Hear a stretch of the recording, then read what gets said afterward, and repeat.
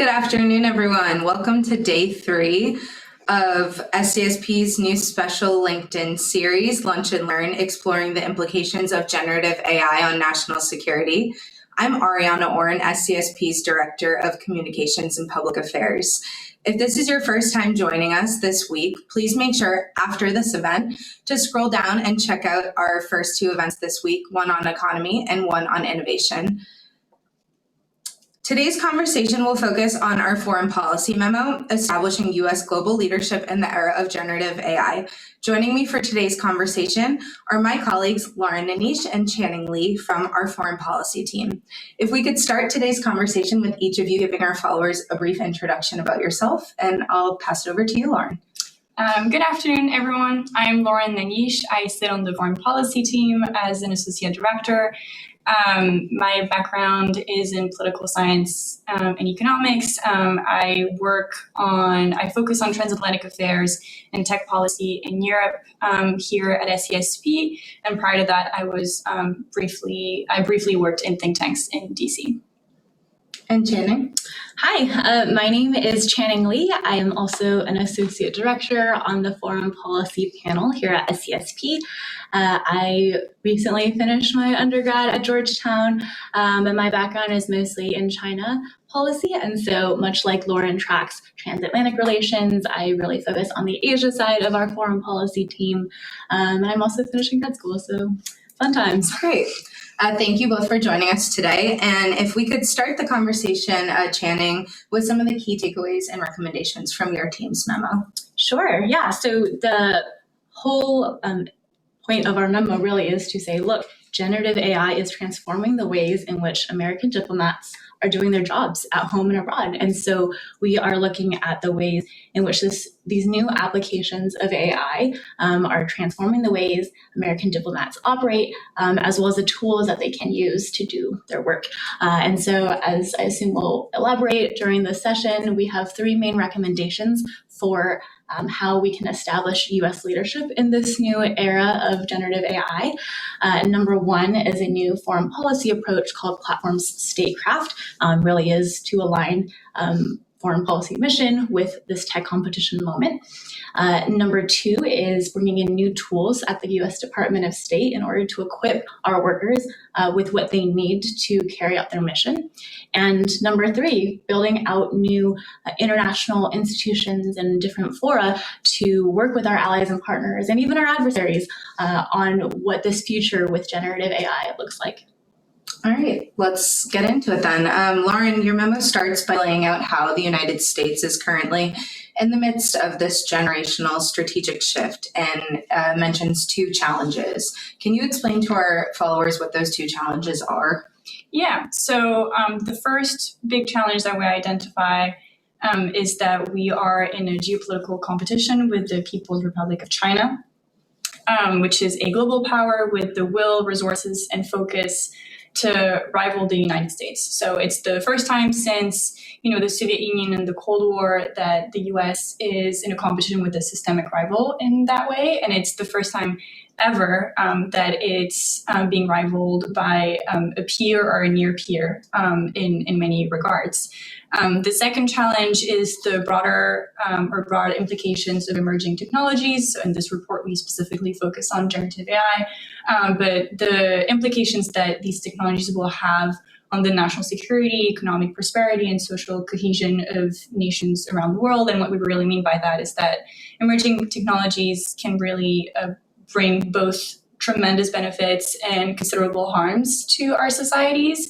And so the challenge will lie in figuring out the way forward where we can both make sure that we reap those benefits, but we also sufficiently mitigate the harms. Channing, could you elaborate on some of the foreign policy Gen AI implications that Lauren just touched on? Yeah, of course. So as Lauren mentioned, generative AI is something that foreign policy is going to have to pay attention to. And the main challenge for the foreign policy community is how to shape generative AI to kind of support U.S. and democratic interests. And this is really going to be striking that balance between those mitigating those high consequence risks and also promoting the positive some applications of this new technology. I'll give you one example. Generative AI does a tremendous job of amplifying information and also tailoring it to specific needs and specific people. On one hand, that is extremely dangerous when you have generative AI amplifying and creating this information and disinformation. This is a huge threat to digital freedom. Our foreign policy panel actually wrote a whole report on digital freedom last year, so check that out. And that idea is in this new digital era, right, we need to make sure we are also protecting our rights and liberties, human rights and liberties in the digital space as well as the physical space. So that threat to digital freedom is real. But on the other hand, that insane capability of being able to tailor information will be extremely transformative to the way we approach education, right? Being able to meet each child or adult like me who's still in school, meeting the needs of individuals, and maybe, for example, medical care, right? There are so many ways in which each individual patient is different. And so if you're able to apply this new tool to create a new recovery plan for a patient, like that will be very, very transformative. So it's how do we balance both and also promote rather than, promote those positive applications while also making sure that we're managing those harms. Something else that's really important for foreign policy writ large is recognizing that, generative AI requires a lot of compute power, which means emphasizing the importance of safeguarding critical infrastructure will also be even more important. We did write about this in our mid-decade challenges for national competitiveness report, also published last September. So check out chapter 4, where we do identify safeguarding critical infrastructure as a key objective that the United States and its allies and partners have to achieve in the next decade in order to maintain leadership in this space. And so the idea here is if all of this data is going back and forth through the networks, right, we need to make sure that the critical infrastructure that is running, whether it's the algorithms or our data, right, that it's secure, it's resilient, and it's open for all of us to use. So these are kind of two main ones that we're dealing with in the foreign policy space, and these challenges are going to require new international institutions, new fora to deal with them.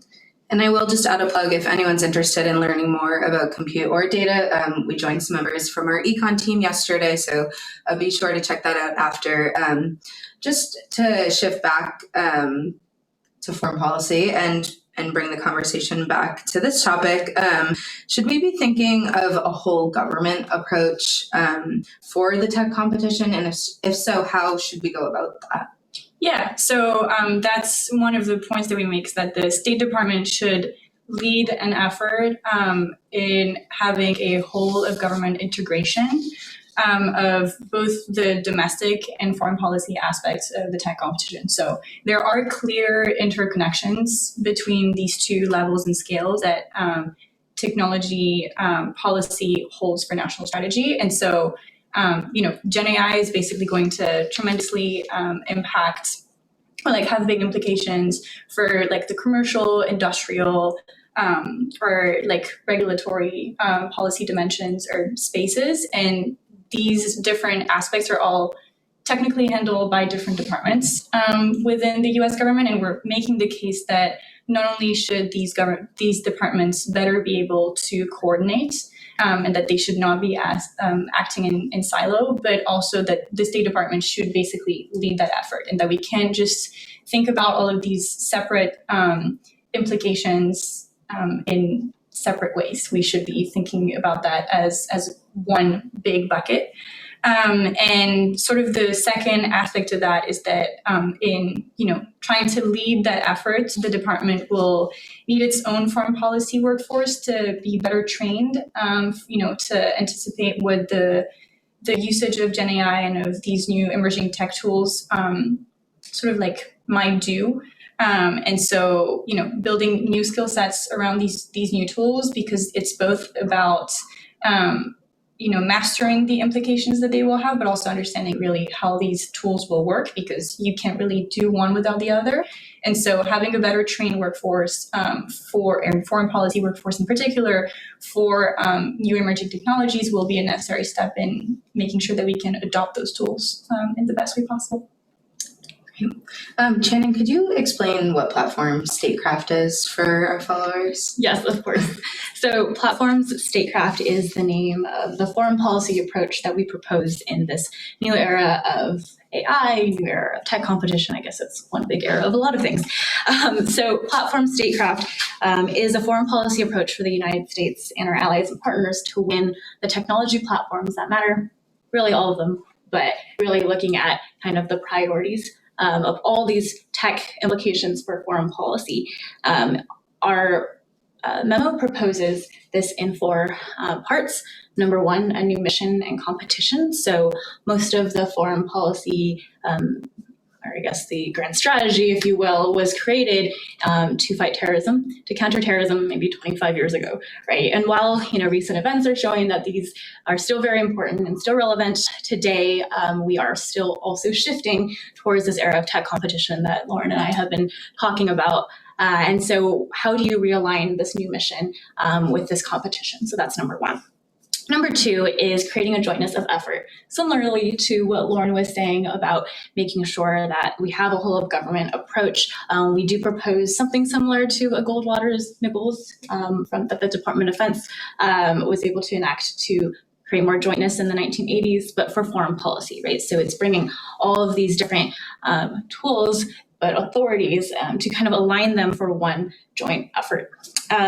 Number three, modernization. So this is pretty straightforward. One is bringing in the relevant tech expertise into the American foreign policy apparatus. And number two is bringing in those tech tools, right? What are the actual generative AI tools that we can equip our diplomats with so that they can have a greater impact on the ground?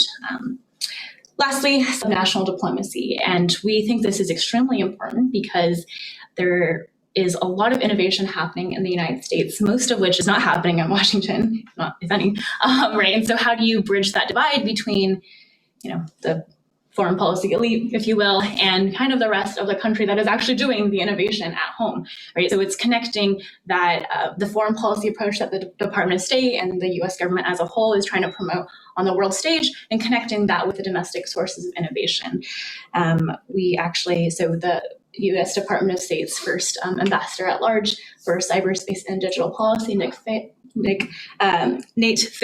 has actually already been doing this. He was in Tulsa last month to promote this idea, so we're really excited to see where this goes. Lauren, what agency-wide initiatives could the State Department build out?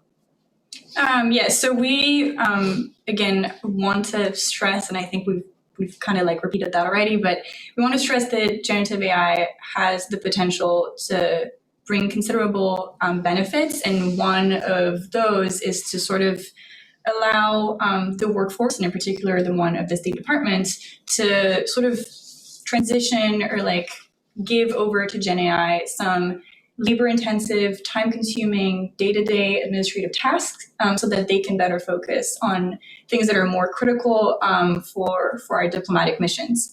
And so we have a few suggestions about some of the ways the State Department can go about it. This is not an exhaustive list, but one first step that we see is having a centralized Gen AI infrastructure, so a sort of designated authority that would be responsible for setting the direction for the department for safe use of Gen AI. Also understanding the diversity of needs that there might be, and to make sure that Gen AI can be used to its fullest potential within the departments, and then in addition serve as a liaison with other departments that should also be using generative AI, and so to make sure that this is all cohesive within the government. A second recommendation is a tailored Gen AI system for the State Department. The idea would be to build out a large language model or LLM that would be tailored for the needs of the State Department. And we believe that that would happen by using both classified and or unclassified databases of the State Department. You have to be able to use the data and the input of the State Department for it to actually be useful to you, to automate some of your searches or accelerate some of, again, those administrative tasks. So you should first train the model on those databases, but also obviously direct a sort of security assessment of like whether that's a good thing to do and whether that can be done with both unclassified and classified networks or solely on classified networks. And then lastly, again, training the workforce for smart employment of generative AI. You need your policymakers to understand how these system works and also to understand when and whether to exert human oversight over to these systems. Again, a necessary step in better or ensuring that we're adopting those systems and using them to the fullest potential possible. Great.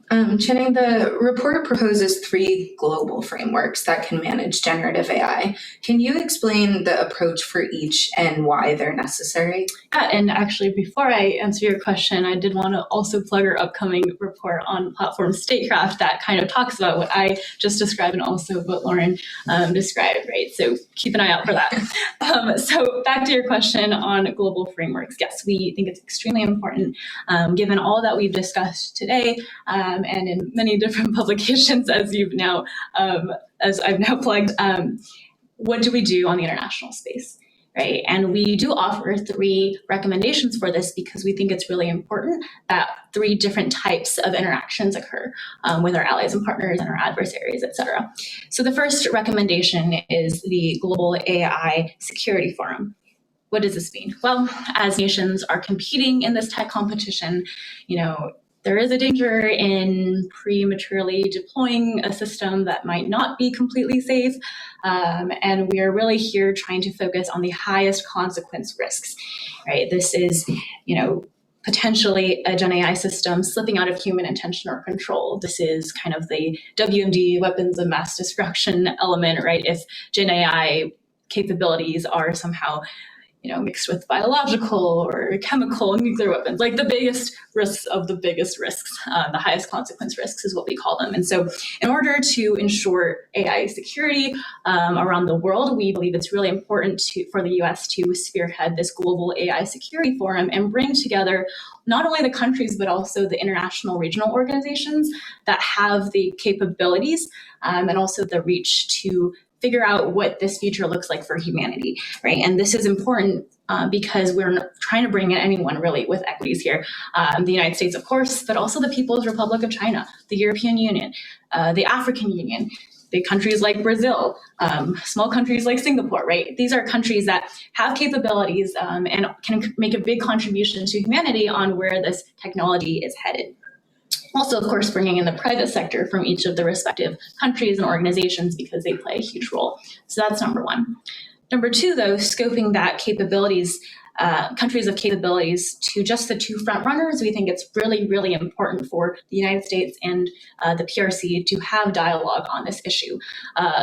The US and PRC are far ahead of most other countries. And so, and we're also a little bit engaged in tension, right, between our 2 countries. So it's really important for the US and PRC as responsible world actors to talk about how do you mitigate these, how do you set guardrails, and really open that channel of communication. The United States did it with the Soviet Union to prevent nuclear war, not to equate AI at all with, mutually assured destruction. That's not at all what I'm saying, but how do you have that same kind of responsible engagement with 2 countries that are leading in capabilities far more quickly than any other country around the world? These dialogues can also include track 1.5 and track 2 discussions to bring in that private sector, of course, and hopefully de-escalate tensions also as we look into the future. And the third and last forum that we are promoting here in our memo is the like-minded forum, right? So we have the one for countries of capabilities and reach and influence. We have a forum recommendation for the 2 countries that are leading.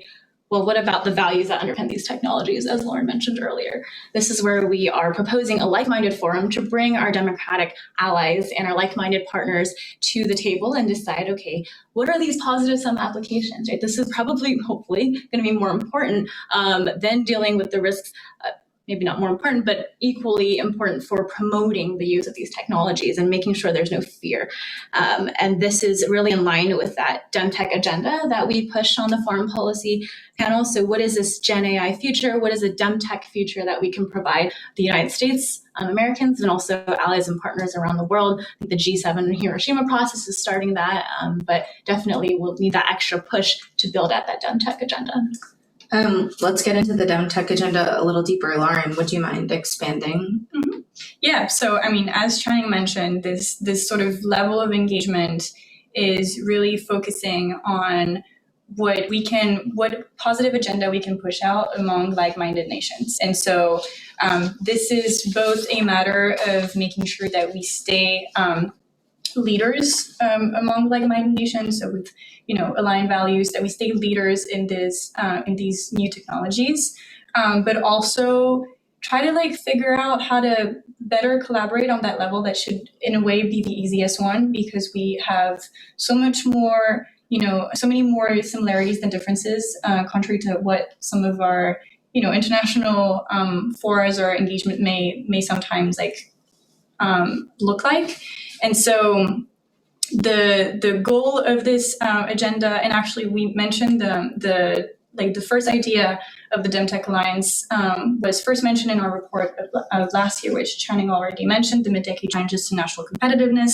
So this is where we sort of make the case for building a new alliance that fits the needs and the geopolitical challenges of the current era. And so the DemTech agenda that we talk about specifically for Gen AI in this context is, to increase collaboration among like-minded nations on some strategic DemTech battlegrounds, specifically Gen AI. And so some of the steps that we recommend taking to do so is, better innovating together, doing joint research and sort of commercialization together. We should be able to lead in this space, in terms of putting out the technologies and the platforms of tomorrow. And so to do so, that means, breaking some barriers for joint research, for better public-private collaborations, not only within our nations, but across nations where it fits.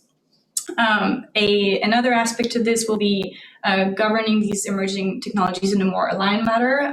In many ways or in many spheres, we see how, our regulatory systems, albeit they will stay different and are perfectly fine being different, can sometimes create hurdles that we wish weren't there. And so making sure that we have a better, discussion, that we are more aligned going in, governing those technologies when we clearly sort of naturally agree on so much of it is a necessary step to make sure that we have better interoperable systems moving forward. And then, lastly, this is all put together, should be able to make sure that we are able to build out, again, the tech platforms of tomorrow, and that we can offer an alternative to the world with a sort of DemTech package of critical technologies, again, in the specific case of Gen AI and Gen AI-derived applications and systems. So, yeah. Great. So just one final question for our followers. I think, this is a live event. We might not know who we're reaching. We have a wide scope of audience. If there was one thing that you could give to someone who may be joining us for the first time, I think the bottom line is, why does this matter to you? Why does it matter to me? So if you could just sum up everything that you said today. Sure. I mean, I can start. I think for me, the biggest takeaway from our memo, and frankly, all of our work on the foreign policy team, is, the United States can lead and it should lead, but we cannot do this alone. We need to collaborate with our allies and partners. We want to, and we need to, right, to build out this positive vision that I think I've mentioned many times, Lauren has mentioned many times, our work has mentioned really many, many times, because, technology is transforming all parts of our society, all parts of our being. It sounds, really up in the air and philosophical, but, in this global age of connectivity where I can message anyone on any side of the globe, right? It's really important that this vision is something that the world is coming together to build. So can't do it alone. That's my big takeaway. Lauren.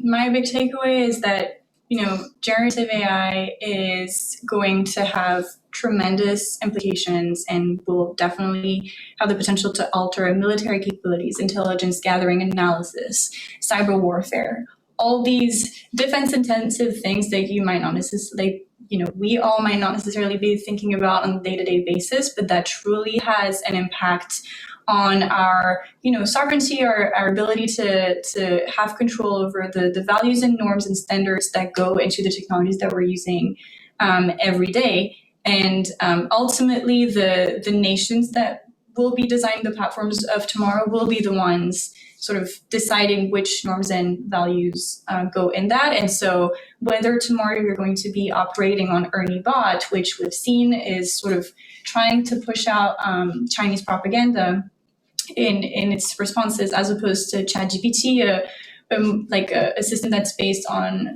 on the open internet and on more liberal sets of values, that will have an impact on what you're getting, what your children are getting, on like all the ways that generative AI can be used for good is ultimately going to be also determined by whether the systems that in the first place are pushing generative AI out, whether these are built by authoritarian countries or non-authoritarian countries. And so you might not see it every day, but there's really like a competition of vision for how to use these technologies. And so it matters for the US and its allies and partners to remain at the forefront and running the sort of like the competition there. So a huge thank you to you both. Thank you to Channing Lee and Lauren Anish from SCSP's Foreign Policy team. And thank you for joining us during your lunch hour. This has been our special LinkedIn Live series, Lunch and Learn, exploring the implications of generative AI on national security. We hope that you'll join us tomorrow at 12 p.m. Eastern Time for a conversation on our defense team's memo. Thank you.